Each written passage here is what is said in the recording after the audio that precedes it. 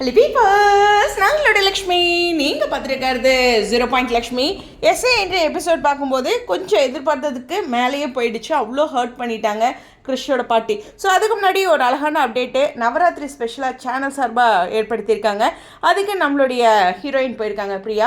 So அது மட்டும் இல்லை, கோமதி பிரியா போயிருக்காங்க, மினிஷாவும் போயிருக்காங்க. நம்மளுடைய ஹீரோ வந்து இந்த சீரியலில் நவராத்திரி கொழு வச்சுருந்தாங்க இல்லையா, அங்கே வந்து ஒரு அழகான அப்டேட்ஸ் கொடுத்துருந்தாங்க. ஸோ எனக்கு ஒரு சமயம் கோமதி பிரியா அங்கே சீரியல்லேருந்து கேரளாவில் விலகினாலும் மலையாள சீரியல்லேருந்து இங்கே தமிழில் இனிமேல் நிறைய ப்ரோக்ராம்ஸ்க்கு இந்த மாதிரி ஈவெண்ட்டுக்கெலாம் போவாங்க.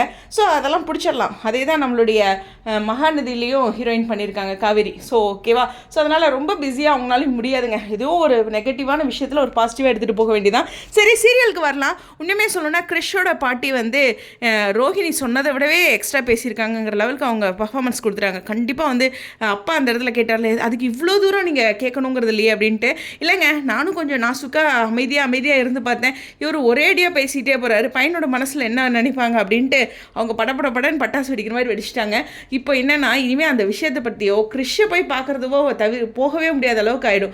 ஏற்கனவே கிறிஷ்க்கு எங்கேயோ வீடெல்லாம் பார்த்து வச்சுருக்காங்களே. ஸோ ரோஹிணிக்கு அது எல்லாமே ஃபேவர் ஆகிடும். ஸோ இது எல்லாமே ஒரு சில சமயம் பார்த்திங்கன்னா நெகட்டிவ் சைட்ஸ்க்கு ரொம்ப ஃபேவராக தான் ஆகும், அந்த வில்லன் வில்லேஜ்க்கு அப்படின்ட்டு.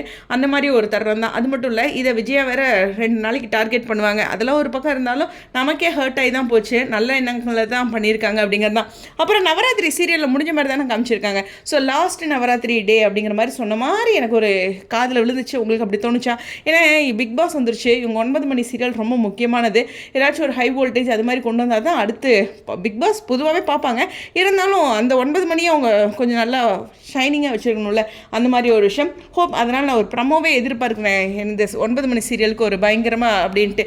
ஓகே, இது ஒரு பக்கம் இருக்க, அந்த சத்யாவுக்கு அந்த வீடியோ வேறு அங்கே சிக்கிட்டு கிடக்குது இந்த செல்லில். அதை எப்படி ரோஹிணி எடுக்க போகிறாங்க அப்படிங்கிற ஒரு விஷயம் இருக்குது. ஸோ ரோஹிணியோட முதல் பிளான் கிறிஷ் ரிலேட்டடாக அப்படிங்கிறது நகர்ந்தாலும் அவங்களோட மெயின் டார்கெட் அந்த சத்யா ரிலேட்டடான வீடியோவை நம்மளுடைய ஹீரோவுடைய முத்தோட செல்லிருந்து எடுக்கிறது அப்படின்ட்டு.